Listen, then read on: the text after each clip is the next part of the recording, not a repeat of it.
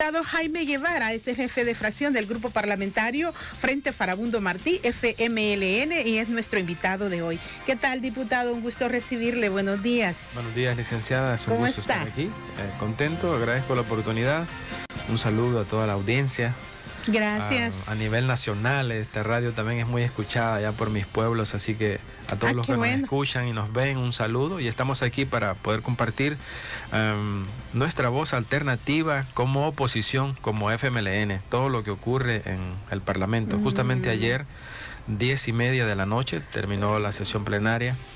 Y bueno, hay temas muy interesantes que fueron aprobados, como el régimen de excepción, un apoyo a las alcaldías, algunas medidas que presentó el ministro de Hacienda, entre otros detalles. Sí, fue una agenda bastante nutrida en la sesión plenaria que, como dice usted, terminó a eso de las 10:30 de la noche.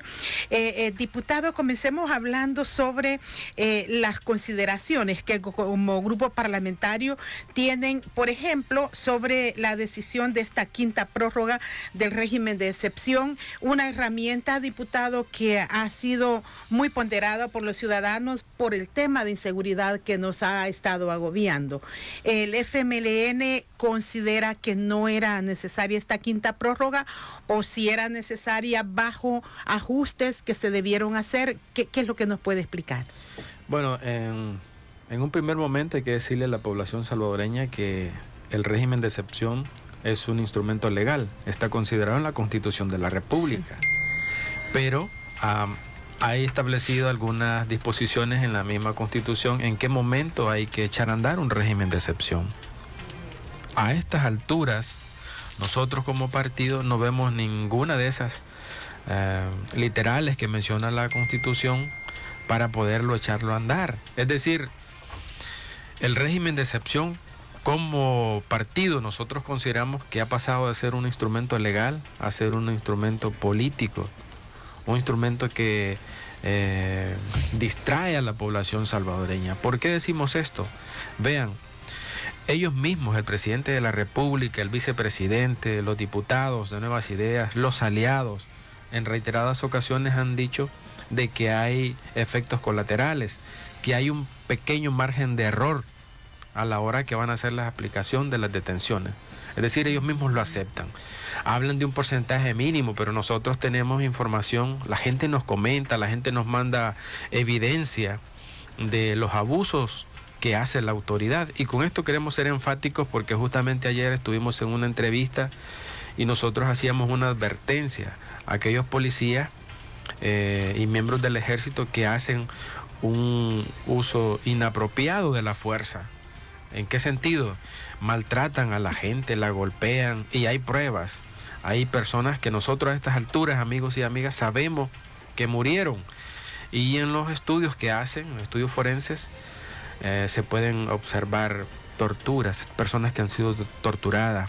Nada más nos informaba alguien de Santa Ana de una mujer que perdió su bebé, estaba embarazada, perdió su bebé y que afirman que fue producto de la paliza que le dieron.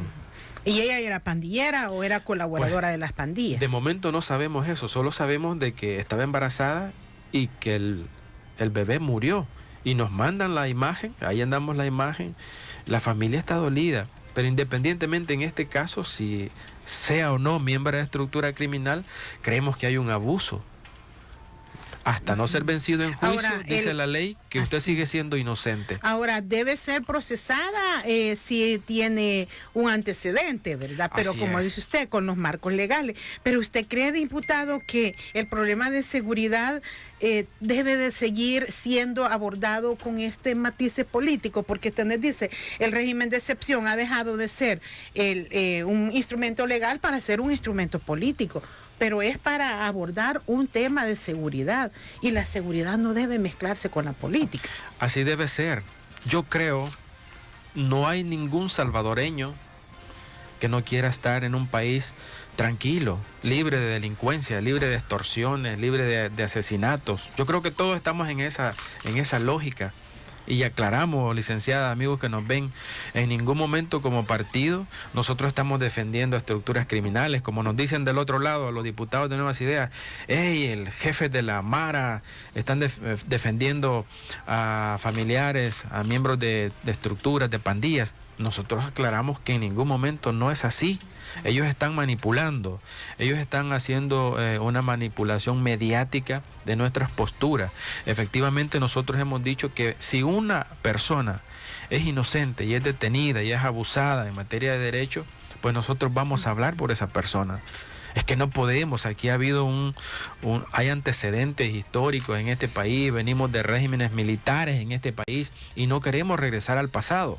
Es decir, por lo tanto, la autoridad del gobierno están obligados a ejercer un buen uso de las leyes, de las herramientas que establece la Constitución de la República. ¿Por qué nosotros le observábamos a los diputados? Van a una quinta prórroga del régimen de excepción. Se aprobó anoche, ¿verdad? Anoche se aprobó.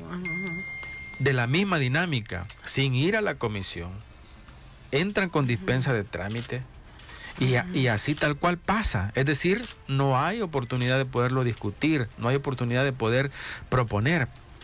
Vaya, si ellos hubieran continuado con el régimen de excepción, es decir, vamos a aprobar a una quinta vez. Si ellos hubieran tomado la molestia en discutir y en considerar algún artículo donde dijeran, bueno, vamos a regular la aplicación del régimen de excepción. Yo creo que ellos estarían poniéndose a favor de mucha gente que sabemos que ha demostrado, licenciada, amigos, que ha demostrado que es inocente. Ayer nada más veíamos que a las afueras de la Asamblea, mientras se desarrollaba la sesión plenaria, había una cantidad de personas llegaron, con ¿verdad? pruebas, representantes de personas y retan a las autoridades y le dicen, compruébeme, presidente, diputados, compruébeme que mi hijo, que mi padre, que mi madre, que mi esposo es pandillero, compruébelo. Y presentan una enorme cantidad de evidencia que nosotros creemos que no hay razón para que revisarlas al menos, ¿verdad? Por lo menos, a ver cuál es el fundamento que tienen. Correcto. Nosotros les decíamos a ellos, bueno, tengan por lo menos el tiempo de revisar esos casos de esa gente que dice a viva voz que son inocentes. Y bueno, si son culpables, yo creo que tienen que someterse a la justicia. Y si han cometido delitos, están en estructuras criminales, pues hombre, hay que pagar, el que debe la paga. Pero en este caso sabemos que se han llevado a gente que nada tiene que ver. Por esas razones, licenciada, amigos, como grupo parlamentario no apoyamos esta prórroga. Creemos también que el Estado, por primera vez, este es un fenómeno que se dio con la llegada de Nuevas Ideas y sus aliados, controlaron toda la Asamblea, cosa que no pasó en administraciones anteriores y que había que irse a los consensos, al debate, a ponerse en entendimientos y lograr algunas iniciativas de ley. Hoy no, hoy ellos la aritmética les permite que puedan hacerlo sin ningún problema. Aparte de eso, tienen el aparato judicial también y lo tienen controlado. Es decir, ¿cuál es la emergencia de seguir con un estado de excepción que intimida a la población salvadoreña? Hay gente, por lo menos en los pueblos donde nosotros venimos, que ya a las 4 o 5 de la tarde en las plazas ya no hay gente, son pueblos fantasmas. ¿Por qué? Por el temor, la policía llega, la autoridad llega, les quita el teléfono, les enseñan los mensajes y todo. Esas cosas la gente no las quiere vivir. Y eso está permitido en el régimen de excepción, porque, claro. Bueno, es algo, como su nombre lo indica, excepcional. ¿Usted cómo ve el papel de las instituciones, diputado, en estas irregularidades que han sido denunciadas por familias que aseguran que sus parientes no tienen vínculos con pandillas? La Procuraduría dice que ha abierto expediente en este caso. Quizá también hace falta el acompañamiento institucional para ir verificando que estas pruebas son fehacientes o no son fehacientes. Muy bien. En este caso nosotros hemos visto un papel de todas estas instancias bastante débil en el sentido de apoyar a las víctimas, a las familias. No basta solamente con recibir la denuncia, con recibir la queja, la petición. Hay que echar a andar un plan que permita de la manera más breve que aquella persona que no tiene nada que ver, que se le compruebe que es inocente, pueda recuperar su libertad. Sí. Eso es lo que la gente pide. Fíjese que nosotros presentamos una iniciativa justamente para que el Estado pusiera a disposición un fondo económico para poder compensar a aquellas familias que el juez determine que es inocente, que se la llevaron por error, que se la llevaron por ese daño colateral que los diputados de Nuevas Ideas dicen.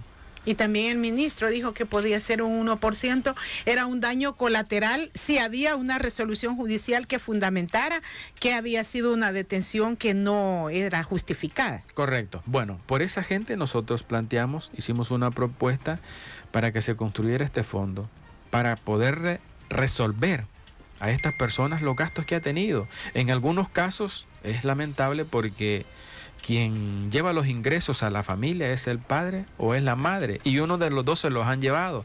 Entonces no tienen cómo sustentarse económicamente.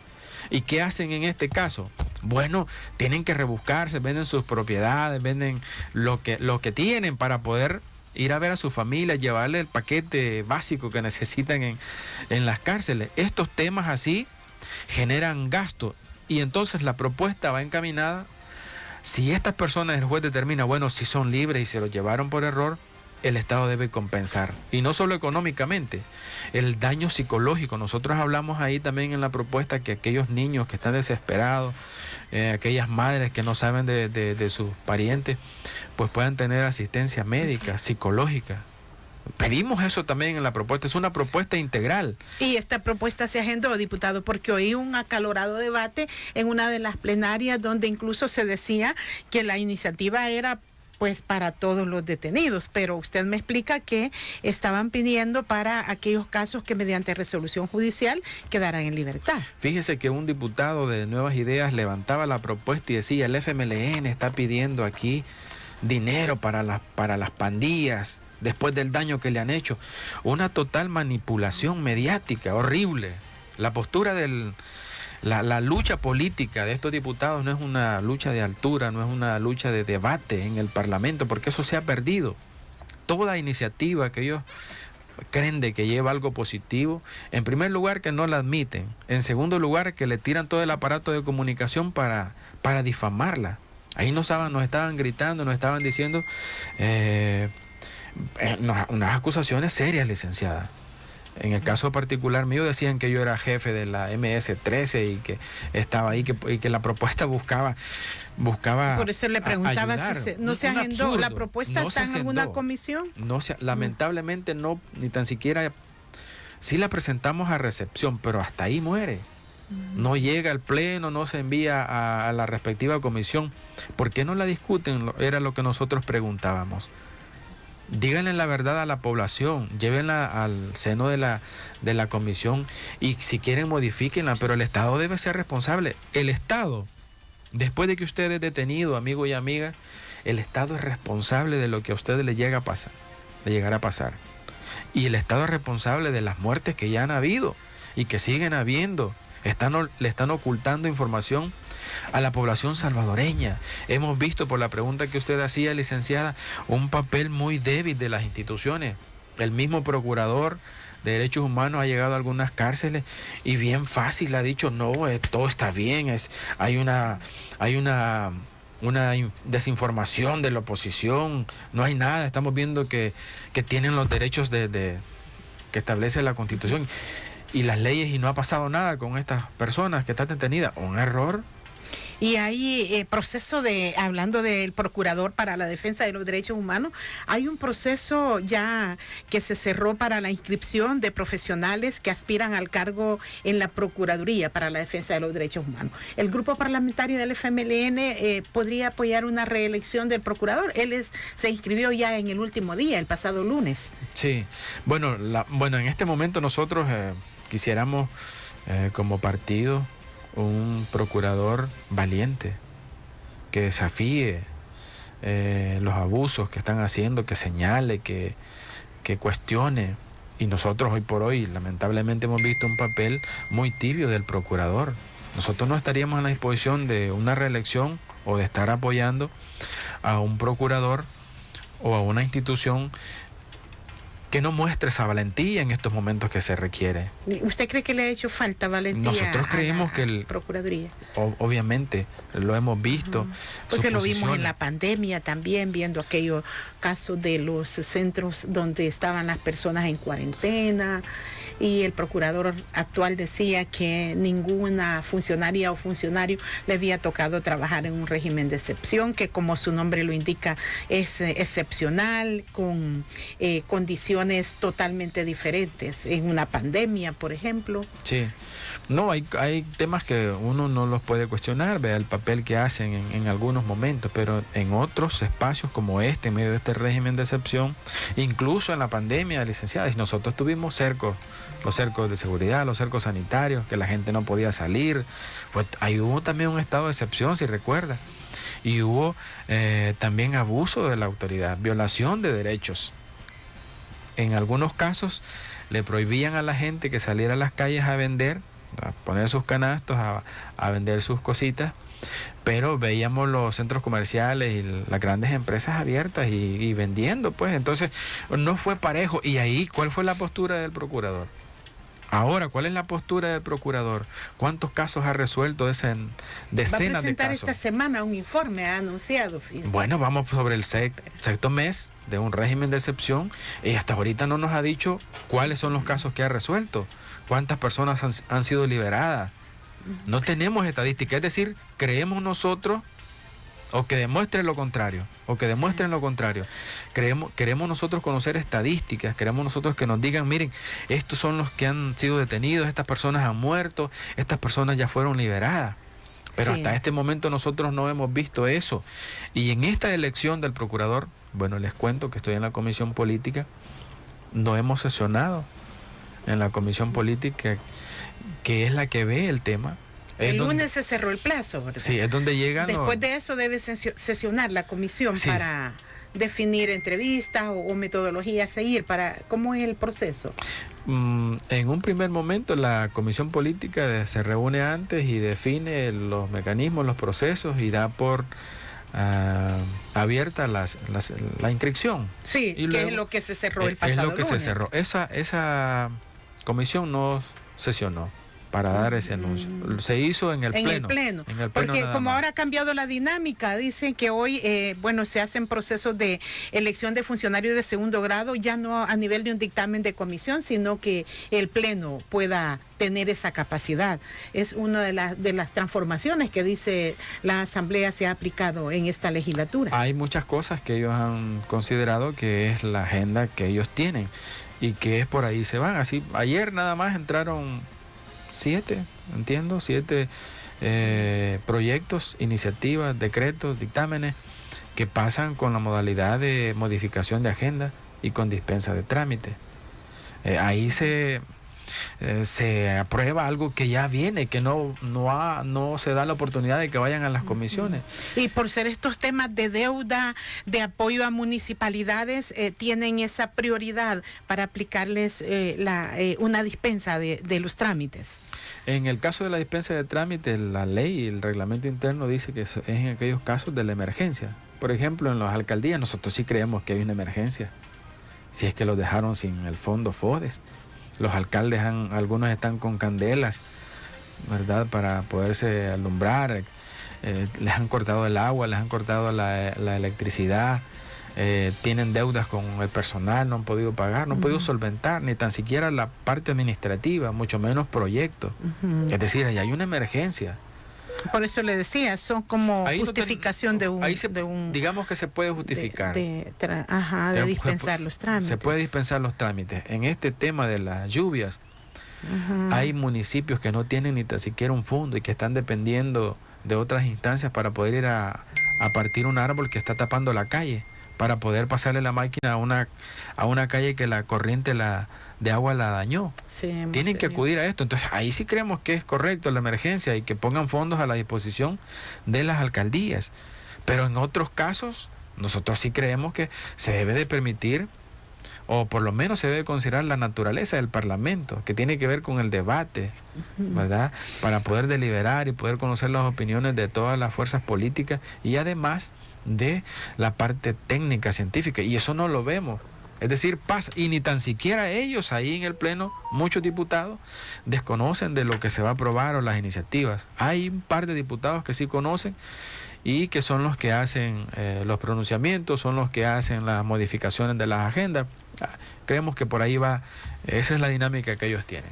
Las 7:25, el jefe de fracción del partido FMLN, diputado Jaime Guevara, nuestro invitado. Cuando volvamos, vamos a conocer también la posición del grupo parlamentario para apoyar este proyecto de fondos de apoyo municipal para atender proyectos. Ya regresaremos. Son las 7:32 en la poderosa KL. El diputado Jaime Guevara, nuestro invitado de hoy.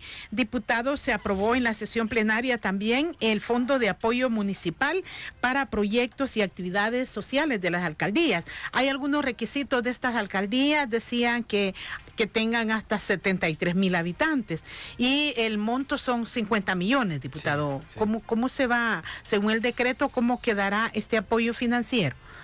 Bueno, lo que se aprobó ayer con este tema, justamente lo que decíamos anteriormente, que pasó con la dispensa de trámite, ahí sí nosotros creemos que hay una urgencia y que hay una necesidad.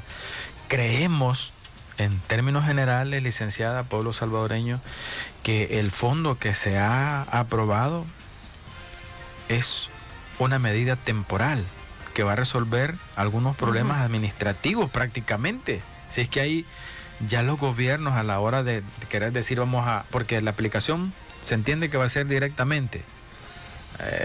Para proyectos específicos, para proyectos ¿verdad? específicos. Ajá. Pero nosotros en la dinámica que los gobiernos municipales están, las deudas que ellos tienen, sin duda hay muchos proyectos que quedaron ahí con jaranas que obviamente lo van a destinar para pagar eso.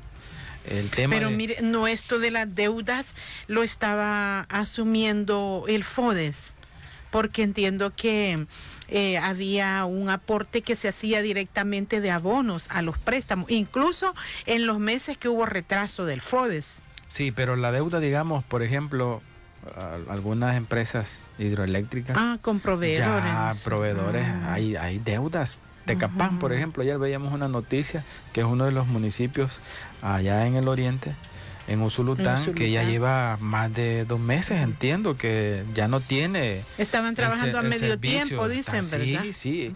Pero mire, uno piensa también, diputado, en la capacidad de gestión de las municipalidades. ¿No cree usted que ha habido mucha dependencia de las alcaldías? ¿Tienen una mora creciente de falta de pago de las tasas? Y no hay como una herramienta orientada a recuperar esos pagos. Mire, qué bueno lo que usted dice. Yo creo que lo ideal hubiera sido desde un principio generar, a través de una disposición legislativa, no sé, algún dictamen, algún decreto que regulara este tema. Cómo generar, digamos, un mecanismo que le permita a los gobiernos locales no solamente estar dependiendo del FODE, por ejemplo. Me refiero a aquellos municipios, licenciada, que no tienen ingresos. Mucha actividad no tienen mucha, apenas un par de tiendas. Viven prácticamente del FODE y son muchos municipios. Esos son criterios especiales, quizás, como usted dice. Eso no se ha considerado. Por ejemplo, en Morazán hay municipios como Torola, San Fernando, que están considerados, incluso están en el mapa de pobreza extrema. Es decir, no tienen más recursos que el fondo FODE. Una disposición como la que usted plantea, yo creo que hubiera sido lo más recomendable como para poder resolver este problema. Yo pienso que en el caso de San Salvador, Santa Tecla... Esas quedaron excluidas de estos 243 municipios. Correcto, ¿verdad? Pero yo creo que con ellos no hay problema porque son miles de dólares que entran en tema de impuestos. Pero y en aquellos, la pregunta es, ¿qué pasa aquí con estas alcaldías? Estas alcaldías, si bien es cierto, le toca en este caso al Estado, Hacienda, ¿verdad?, poder resolver o pagar aquellas deudas que tenían acumuladas, pero también hay deudas que tienen que ver con proveedores que no las han podido resolver y que ya se han visto en problemas porque no pueden atender a la población, es decir, a quien afectan es a la población. La gente no puede ir a sacar un documento porque no tienen energía, es algo tan básico. Entonces, en estos casos nosotros creemos de que estos fondos seguramente los van a utilizar por eso. ¿Y de qué otra forma van a salir del problema que tienen? Nosotros, el problema, consideramos que como partido, si bien es cierto, respaldamos, porque vamos a aclarar esto. Ajá, esta iniciativa fue votada también por el dimos nuestros votos y vemos bien. Tenemos 27 alcaldías a nivel nacional y a nivel nacional también otros municipios, incluso municipios con la bandera de Nuevas Ideas, están en una crítica interna constante a los funcionarios de Nuevas Ideas, al mismo presidente, del abandono que han tenido en materia de fondos municipales. Entonces, nosotros respaldamos, aclarando, nuestra postura fue de que, si bien es cierto, es una medida temporal, pero no va a resolver el problema en la cual estos diputados, al quitarles el fondo FODE, las llevaron, están en crisis. Entonces, nosotros creemos de que va a ser una cuestión de días, de semanas, para que, con el fondito, pero ya cuando hagan esa distribución tienen que dividir esos 50 millones en 243 municipios. 243 municipios, luego dividirlo por el año. Imagínense cuánto, eso es una migaja. Una migaja. ¿Va a resolver? Sí, pero eso es temporal. Nosotros, como partido, lo que incluso presentamos una propuesta, pueblo salvadoreño, amigos alcaldes de todas las fuerzas políticas, presentamos con nuestros alcaldes una iniciativa para que el Estado considerara devolver el fondo FODE a los gobiernos locales. Y si el argumento es el tema de la corrupción y tanta cosa que se ha hecho alrededor, nosotros no vamos a defender, licenciada, porque seguramente hay alcaldes, hay concejales que han tenido que ver, han metido la mano en esos temas de la corrupción. Se les debe aplicar, hay procesos abiertos. Correcto, pero ahí ¿cuál es la medida correcta? Hubiera sido legislar en función de evitar que estos regidores, alcaldes, alcaldesas cayeran en el tema de la corrupción. Es decir, se pudo haber regulado de otra forma, pero nosotros vemos que la intención aquí es concentrar esos fondos, son millones de dólares que no llegan a las alcaldías, violando la Constitución. Es la Constitución que da autonomía a los alcaldes en materia administrativa, económica, y un alcalde está de brazos cruzados, licenciada, por favor. No puede tomar decisión. Fíjese que yo no sé si en otros municipios, pero en el caso de Morazán, en algunos departamentos que yo les digo que están considerados en el mapa de pobreza extrema, hay gente que cuando se muere un pariente recurre a la alcaldía para que le puedan dar un apoyo para el ataúd, para los servicios fúnebres. Sí, eso ya no lo tienen. Los líderes de las comunidades andan haciendo, como decimos nosotros, la cabuda. Voy a poner un ejemplo, Sociedad La Joya. Ahí entre todos han hecho una recolección, uno puso 10 bolsas de cemento, los amigos que están en el exterior ayudaron, y ellos poco a poco van fraguando, solventando un problema que le corresponde ¿a quién? Al Estado, al gobierno local. Y aquí entonces, esta medida, licenciada, volviendo al punto, se vuelve una medida urgente, pero es muy mínimo y es temporal. Para resolver esta crisis que tienen los gobiernos locales, nuestra insistencia y nuestra propuesta es que regresen el FODE.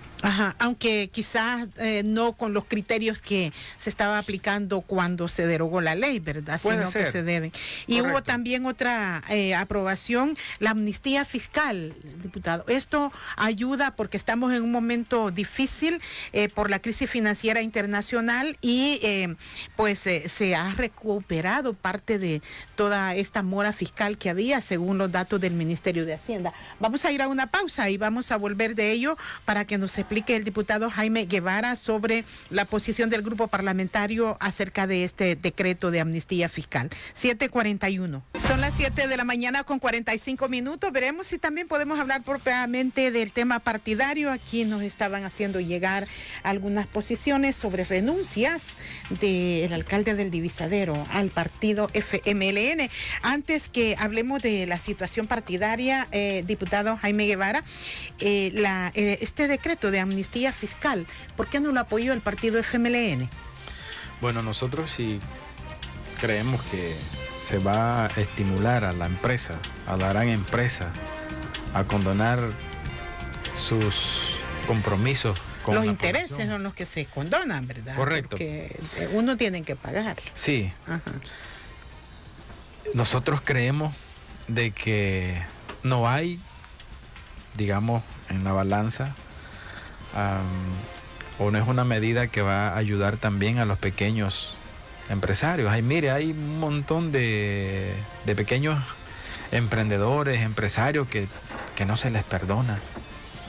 Pero el decreto es para todos, diputado. Incluso yo, si tengo que pagar en lo de ejercicio de mi renta, yo me puedo acoger a un plan. Bueno, nosotros, una valoración política, porque una cosa es lo que se dice, pero otra cosa es lo que se hace. Nosotros hemos visto en la conducta, en la actitud que tiene la actual administración, que aquí hay un tema que tiene que ver con favorecer a su cherada. Y entonces creemos que no es correcto nuestra posición que se vaya a estar de cierta forma estimulando a la gran empresa, que es la que está comprometida a devolver, ¿verdad?, lo que le corresponde, un dinero que pertenece a la población. Entonces, ¿cuál va a ser la garantía en este caso de que la medida va a ser establecida de manera general, incluyendo aquellos que la banca los tiene hasta la cabeza? Aunque hay, por ejemplo, factores también, esto del impacto de la crisis financiera en nuestra economía, ¿no consideran que también la medida puede ser un paliativo? Porque según lo que escuché, se está haciendo la dispensa de los intereses, sí, para que las personas hagan un plan hasta el 30 de noviembre. En este caso nosotros venimos de una crisis, la pandemia, una crisis económica golpeada por algunas motivaciones o temas que tienen que ver con la geopolítica a nivel internacional. En este caso particular, nosotros sabemos, incluso en medio de la pandemia, que quienes fueron los mayores beneficiados de todo este tema es la gran empresa. Decir que aquí los empresarios perdieron el tema de pandemia no es correcto. Si justamente yo le decía. Pero hubo cierre de fuentes de empleo, fíjese, en la gran empresa, porque no había una actividad productiva, los negocios estuvieron cerrados. Entonces, pero ¿quiénes cerraron? Se les redujo, por ejemplo. Hubieron recortes, sí. Pero en el caso de. Difícil. Justamente me refiero a esos pequeños locales, a esos pequeños comerciales. Estamos hablando de negocios pequeños, pero comparándolos, si esta medida, licenciada, va a abarcar también al gran empresario, a esos que en lugar de perder fueron los más beneficiados en este tema de la pandemia, por ejemplo, nosotros creemos que no es correcto. Por eso no apoyar. Por eso no respaldamos. Bueno, diputado, le decía que nos estaban informando que el partido, ¿cómo va el partido, diputado? Ha habido renuncias, en los últimos meses se había detenido, hubo como una época en que frecuentemente conocíamos de conferencias para hacer renuncia, pero hoy nos enviaban ahí un tuit diciendo que renunció el alcalde municipal a las filas del partido FMLN, es el alcalde municipal del Divisadero. Sí, bueno, nosotros lamentamos la decisión. Sabemos que hay detrás de nuestros alcaldes un tema de hostigamiento, un tema de chantaje.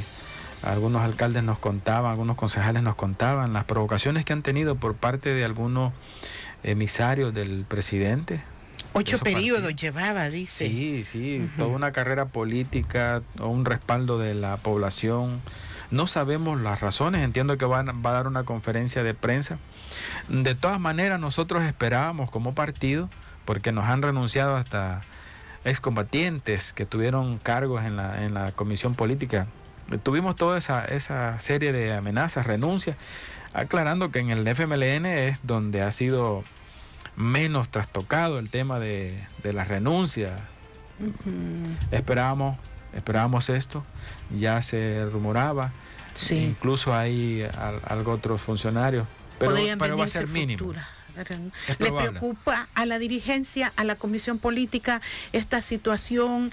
¿Podía esperarse reconvenir aspectos importantes? Porque he visto también mensajes bien fuertes de Suazo, un exdiputado del FMLN, hablando de que la comisión política está buscando hacer reformas a estatutos, dice, para hacer prevalecer decisiones que se tomen por mayoría numérica.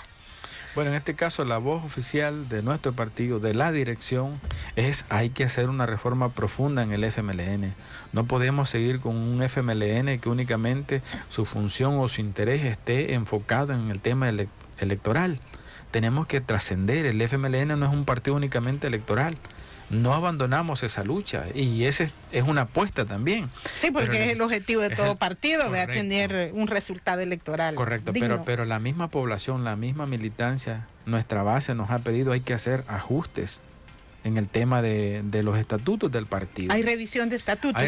Vamos a tener noticias de reforma, diputado. Sí, sí, muy buenas. Hay una serie de medidas en los estatutos que fue mandato de una convención que es como la máxima autoridad a nivel nacional de nuestro partido, y ahí nos mandataron a tomar algunas medidas. Si queremos salir de la crisis a la que llegamos, electoralmente hablando, hay que superar algunos errores que se cometieron como FMLN.